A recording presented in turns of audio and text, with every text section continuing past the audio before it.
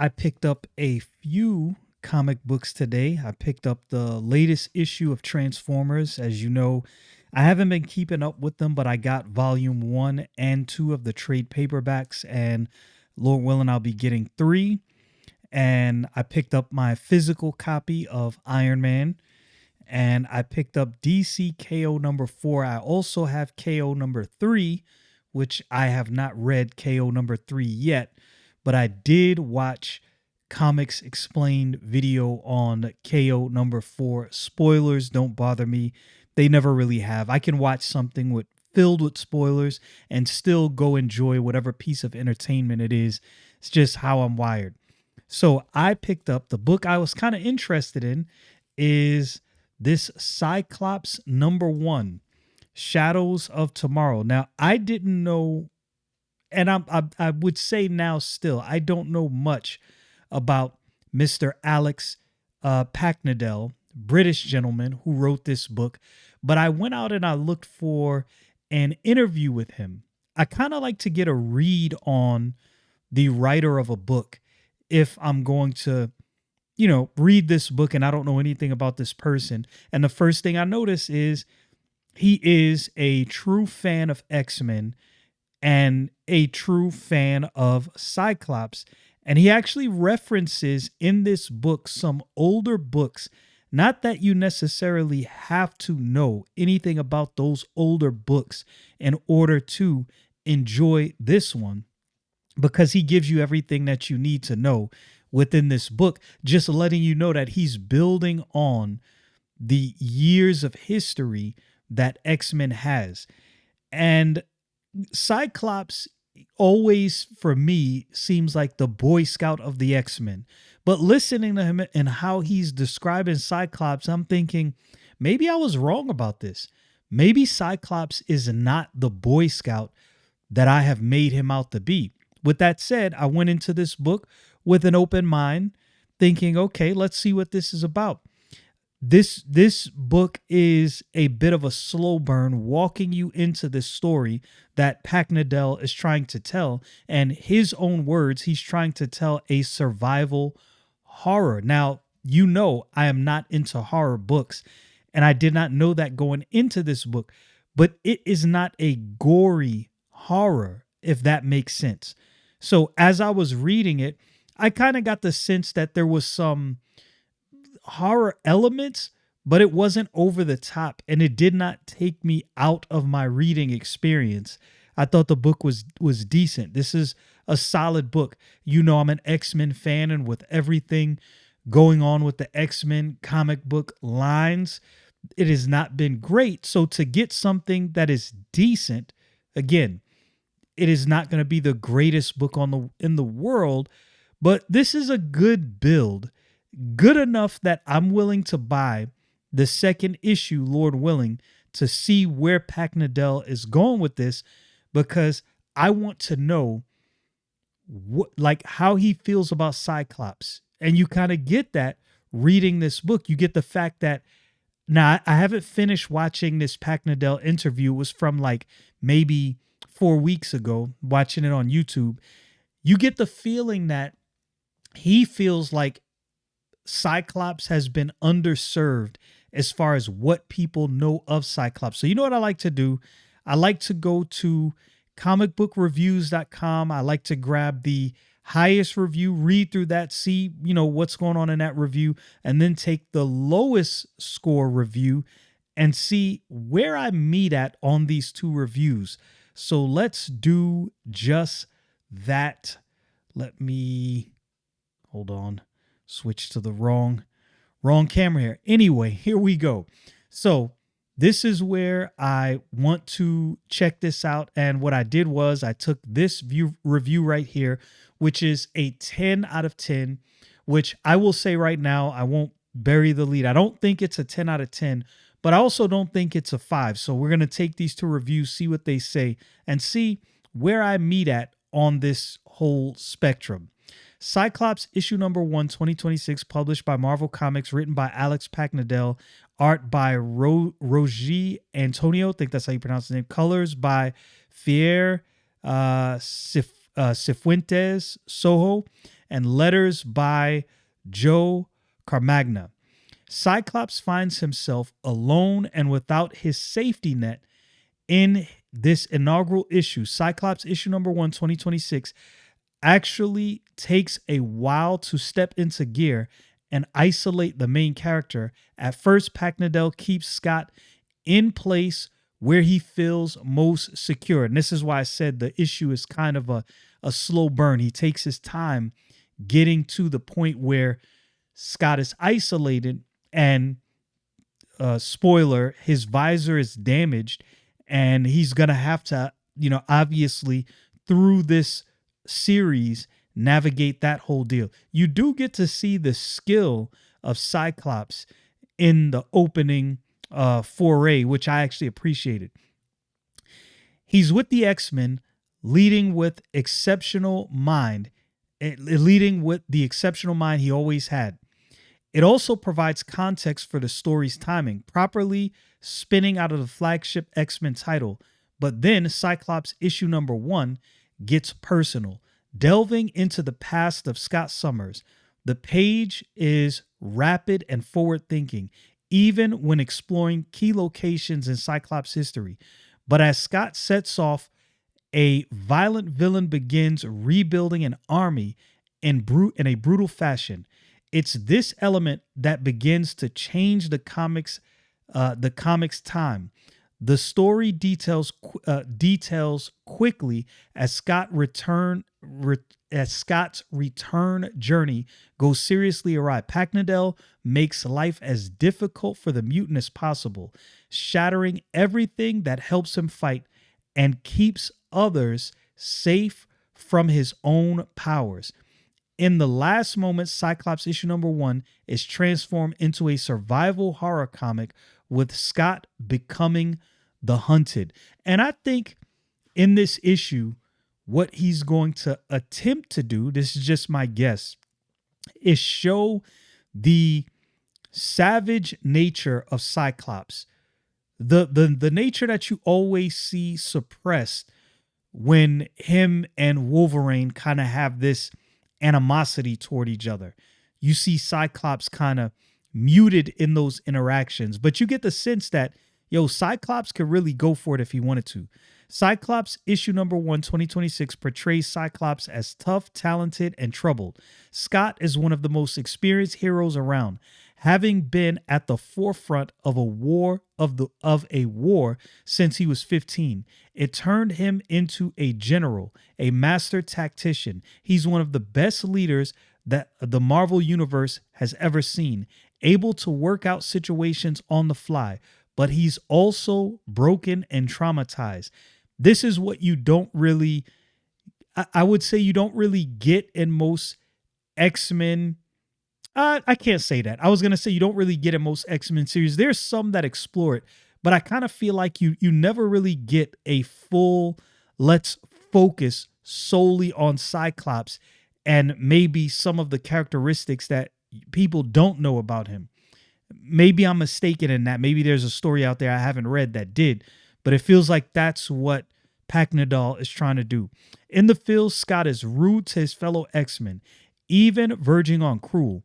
The tough love is to try to keep them alive, teaching Magic and Quentin Quire not to be reckless. He's a control freak, but that's due to his constant fear and fight to protect mutant kind. So for him, there's no real safety, nowhere he would consider a haven, always on the watch, right? And that's the tension you get and you kind of feel with Cyclops. Scott is cold and calculated, staying calm in the heat of battle. That can be off-putting, which makes him a fascinating figure, a heart of his own series. But it's also rare that he's alone without backup. And it's made harder when his crutch is taken away from him. That's his visor. This is what keeps him from blasting everyone. Without that, he has to keep his eyes closed. So it pretty much renders him blind unless he just wants to destroy everything around. He's really, and you don't really think about how powerful Cyclops is If he just went uncontrolled, just blasting everything, this dude would destroy everything. He'd be almost unstoppable. The villains are demented, diluted blends of human and machine. The group is led by a familiar and fearsome face, but the rest of the brand new concoctions that haven't had a taste of fighting heroes yet and are eager to sink their teeth in. The art is fantastic. Antonio's style is not too dissimilar from the artists on the X-Men series, such as Netho Diaz and Ryan Stegman. This makes the flow from that primary series into this one seamless. However, there is also a unique sense of movement and precision in Cyclops issue number 1. This is sleek. When Scott gets the first chance to show off his fast, well-trained, and to show off that he's fast, well-trained, and tenacious, the optic blasts are far from dull or straightforward. He can bounce them off walls with a knowledge of angles and geometry. And you see that he kind of uses the walls and structures around him, and his blasts kind of look like the Omega Beam in the opening foray of this book. Now, I won't say that the art is stellar. I'm not going to say that. I will offer that. And I won't say that everything flows extremely well. Just being honest, this is a good book. I'm pleased with the book, but the next book will probably have to have more of a wow factor and have more action in order to keep eyeballs. I have a feeling that many people are going to look at this book and go, okay, this was good. It wasn't bad. But depending on what you do with the next book, I may or may not continue to follow this. I say, if you want to read something good involving or surrounding the X-Men, I think this is a good book. It's definitely a good book. Nothing within Summer's life can be considered comfortable. The factory they call home is rusty and brutalist, buried in the Alaskan snow. The orphanage he grew up in was burned down to rubble, and the villains he's about to face are grotesque creatures. Their first appearance are the only example you need of how grim and nasty their world is. All on makeshift operating tables, missing body parts, and covered in blood. It's insidious, blending techno and body horror together. And I definitely get that, but it wasn't jarring. Like, you might read that and think, oh man, this is probably jarring and awful. I didn't feel that. The colors have some prominent and vibrant tones, but that doesn't necessarily mean they're for positive reasons. Cyclops' costume is covered in bright gold metal, making him instantly stand out. Around him and his other brightly colored allies, the world is dingy and dull. They bring the vibrancy. When the villains are being crafted, there is a sickly yellow tinge that covers the page. The only shade that really shows through that color is the rich red of the blood spilling from the tables. The lettering is very clear and easy to read. That's true. Cyclops issue number 1 is a glorious lesson in discomfort. Everything is stripped away from Scott. Anything which could make the upcoming journey easier. The opening of the issue shows the leader at his best, unwavering and extremely capable, his finger on the ruby quartz visor. So much of the comic is devoted to highlighting how dangerous he is, but so much of Cyclops' identity is tied to the X-Men, and it is intriguing to see how well he can survive without them. Paknadel brings a different form of horror with every book he writes, and there are certainly flickers of the genre in this series. And I didn't know that. I guess horror is really his thing.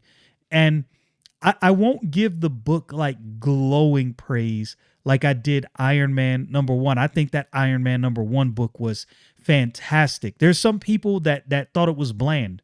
I watched a few videos and people thought it was bland. I disagree. I thought that book was super enjoyable. Now, you might disagree with me on this.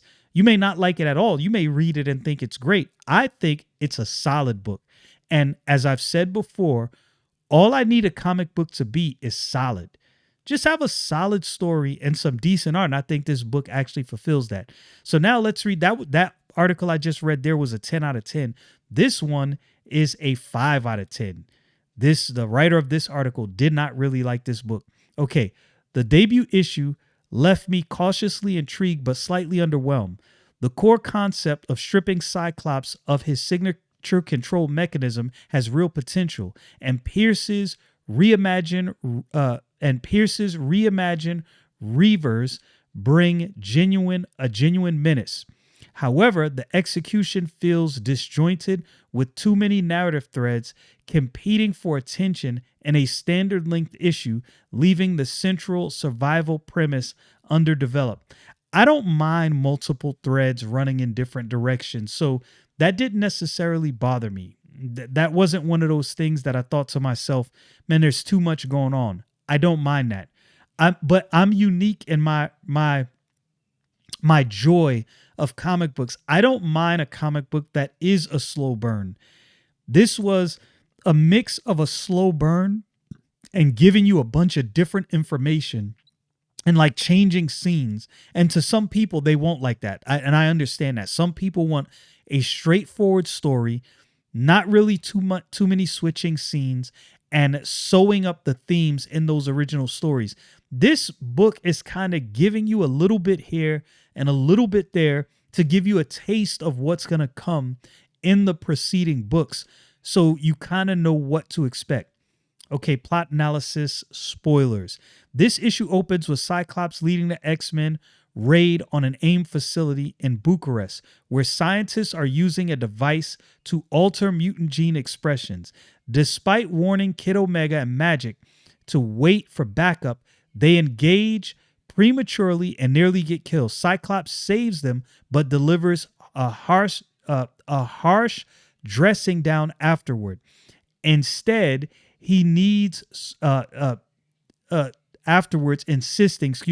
he needs soldiers, not sorry. Back at X-Men headquarters in Alaska, Beast questions Scott's increasingly militant mindset, but Cyclops receives a mysterious message from Dr. Robin Hanover, prompting him to borrow a Quinjet for a solo mission. And that's, how it all opens. Again, I did not mind the plot threads going in multiple different directions, especially for opening book. I never mind that. I don't mind that at all, because I understand that these are all things that are going to be, if not sewed up, they're at least going to be drawn out and explained through the course of this series, so you'll kind of understand why all these different things happen. The narrative then shifts to Donald Pierce at an abandoned coal mine in British Columbia, where he monologues about his new generation of Reavers. Unlike the original mercenaries, whose flesh was fickle, these new Reavers are young recruits he's enhanced with cybernetics and indoctrinated with his philosophy that mutants are merely resources to be exploited. He brutally kills one wavering recruit named Philip and intimidates the others, including Tearjerker and Sockeye, into absolute loyalty. Meanwhile, Cyclops visits Dr. Hanover at the demolished Essex State Home for foundlings in Nebraska, where she reveals disturbing gaps in his memory involving violent outbursts during his separation from his brother Alex as a child. And I think this is all going to lend into exploring the more violent nature of Scott Summers, the more uncontrolled beast-like nature of Scott Summers that you typically see repressed through the comic books, even though you know that it's there. You always get that sense, that tension, like Scott at any moment can really go crazy. After leaving Nebraska, Scott calls Alex to discuss the revelations, but their conversation is cut when the Quinjet enters mountainous terrain. The Reavers, who are tracking a fleeing young mutant girl through the Canadian wilderness, spot the Quinjet, and Tearjerker impulsively shoots it down, believing it contains Avengers. The Quinjet crashes um, spectacularly, and Cyclops barely escapes the wreckage, his visor shattered. Without his protective lenses, he's effectively blind and vulnerable. The issue ends with a young mutant stumbling upon the crash Scott Summers, recognizing him as X-Man, while while Pierce realizes the catastrophic mistake his Reavers have made, bringing unwanted attention. Okay, so now he's going to deal with the writing. Alex Paknadel's script suffers from severe structural imbalance. The AIM raid opening feels perfunctory, existing solely to establish Scott authoritarian streak rather than advancing any meaningful plot. But see, this is where I guess this is where I have a slight disagreement. I don't mind using that as a plot thread to show Scott's authoritarian nature. That didn't bother me at all. The orphanage sequence with Dr. Hanover introduces intriguing psychological depth, but arrives too late in the issue to resonate properly. And the revelations about Scott's forgotten violence feels rushed and unearned. The pacing lurches between three disconnected narrative threads: Scott's journey, Pierce's recruitment, and a fleeing mutant, without establishing clear connective tissue until the final pages. Dialogue oscillates between Pierce's overwrought villainy, the flesh was fickle, and clunky exposition. The phone conversation between Scott and Alex exists purely to deliver backstory rather than feeling like genuine sibling interaction. The script's strongest element is Pierce's chilling philosophy, reframing mutants as exploitable resources rather than existential threats, which distinguishes him from garden variety bigots. And I will say all of those things that this the author of this article has problems with, I think are things that you can deal with in a first issue. One, this is the one thing we have to remember. We already have extensive back history with X-Men. We already have extensive back history with Scott Summers. Yes, there will be people who maybe don't know as much as they could know about this, and some things may be lost in translation. But with that said, it is an opening issue. So you're tugging at different plot threads so you get the lay of the land. You know what's going to be the major plot points in this series, and I did not mind that at all. I had no issue with that. Okay, art. Rogê Antônio's artwork is competent but unremarkable. I will say, I understand this comment right here. But this is where I say the art is solid. I think sometimes we have this expectation that all art has to be groundbreaking. If the art is solid, I am A-okay with that. It doesn't have to be the most groundbreaking visuals I ever seen. If the visuals are not jarring to my eye, I'm good with that. Action sequences lack kinetic energy. I think this is primarily because this is a first issue. This is an opening foray. I think we've lost to some degree, and I've said this before, I think we have lost the ability to let a story build. With static panel compositions that fail to convey motion or impact, the AIM facility raid should crackle with urgency, but instead feels staged and lifeless. Character acting is inconsistent, with facial expressions occasionally failing to match the emotional beats of the scenes. I can see that. The orphanage sequence benefits from tighter framing that emphasizes Scott's discomfort, but the Quinjet crash, which could be the issue's visual centerpiece, is disappointingly understated. Uh, Fer Sifuentes Soho's colors are serviceable but lack atmospheric distinction between locations. Romania, Alaska, Nebraska, and British Columbia all share similar palettes. The climactic red sky effect when Scott's powers explode uncontrolled is visually striking, but arrives too late to salvage the issue's overall visual mediocrity. I wouldn't say this book had visual mediocrity. I think we have expectations that are so out of this world that if the book we're reading doesn't come up or meet those expectations, we tend to judge books very harshly. I think this is actually done quite a bit. Okay, character development. Scott's characterization veers uncomfortably between hardened military commander and trauma survivor, confronting repressed memories without successfully integrating these facets. His harsh treatment of Kid Omega and Magic feels performatively authoritarian rather than organically developed from established character traits. The orphanage revelations could deepen our understanding of Scott's control obsession, but they're introduced with insufficient context and abandoned too quickly. Alex's frustration with Scott's protective instincts rings true but lacks space and breadth.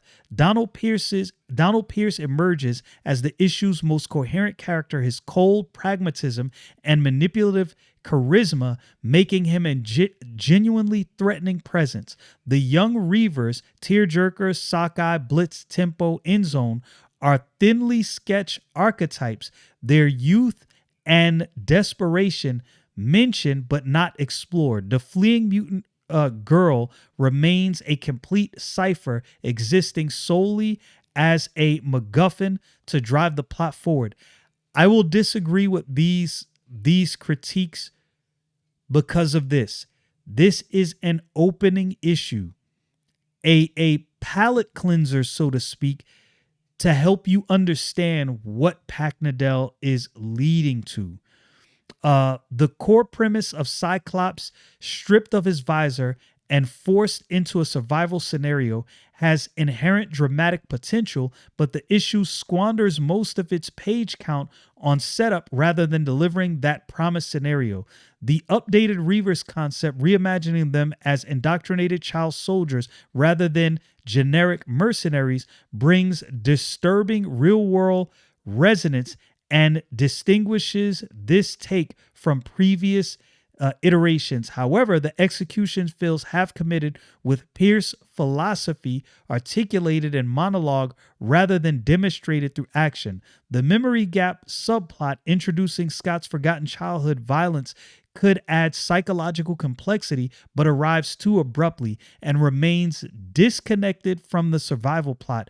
By the time the issue reaches its cliffhanger, very little of the advertised Cyclops hunted by Reavers while virtually blind premise has actually occurred, making this feel like an overextended prologue rather than a complete first chapter. But I disagree. This is where I say I think this is a complete first chapter. We know the premise. We know where it's going. We're getting a lay of the land with the plot threads. This dude is harsh, boy. He's going in. Okay, so positives. Donald Pierce reimagining as a cold ideologue who views mutants as exploitable resources rather than existential threats brings genuine menace and ideological depth rarely seen in an X-Men villains. His brutal execution of the wavering Philip establishes stakes and demonstrates his willingness to enforce absolute loyalty through violence, making him feel like a credible threat. The orphanage sequence, despite its rushed executions, introduces genuinely unsettling questions about Scott's repressed childhood trauma and the violent episodes he's forgotten, creating intriguing psychological groundwork for future exploration. The central survival premise, though barely initiated in this issue, has strong potential to force Scott into vulnerability and test his legendary control in ways few X-Men stories attempts.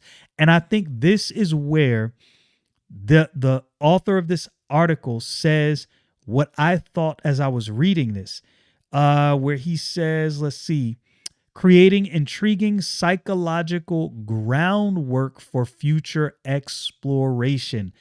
And I think that was the whole point of this issue, laying the ground for things that will be exploited later and shown about Scott Summers. I think that was the point. The structural, okay, this is his negatives. The structural imbalance cripples the issue's momentum with too much page count devoted to disconnected setup and insufficient space for the advertised central conflict. By the time Cyclops crashes and loses his visor, the issue is essentially over, meaning the entire survival premise exists only as a promise for future issues rather than a delivered experience. The art fails to elevate the script's weakness, with action sequences lacking dynamism, and the Quinjet crash, which should be a spectacular visual masterpiece, rendered with disappointing understatement. Character work beyond Pierce is superficial, with the young Reavers indistinguishable from each other and the fleeing mutant girl given zero personality or motivation. The AIM opening sequence feels like filler from a different story entirely, wasting precious pages on a raid that contributes nothing to the issue's central narrative or themes. And so his final verdict is he gives this a 5 out of 10. And he says, commits the Cyclops #1 commits the cardinal sin of first issues by spending 20 pages setting up a premise it barely begins to deliver. The survival thriller advertised on the cover and teased in promotional materials exists almost entirely in potential rather than execution, and the actual Cyclops hunted while blind scenario occupying perhaps 3 pages of the standard length comic. The concept has legs. The execution of his debut character is fatally unfocused, front-loading exposition when it should be delivering tension and excitement. He gave it a 5 out of 10. Definitely not that bad. Not a 10 out of 10, not a 5 out of 10. This book is a solid 7, and I could possibly even give it a 7.5. That's a solid book. Again, I've said this before. I think we're at this point where we think everything has to be an absolute banger, knocked out the park, 10 out of 10, greatest story, Eisner Award winning. Yo, not every comic book has to be that, and not every comic book will be that. Some will just be solid stories with solid art that could build into something that is greater. And this book definitely has that potential. I say this is worth reading.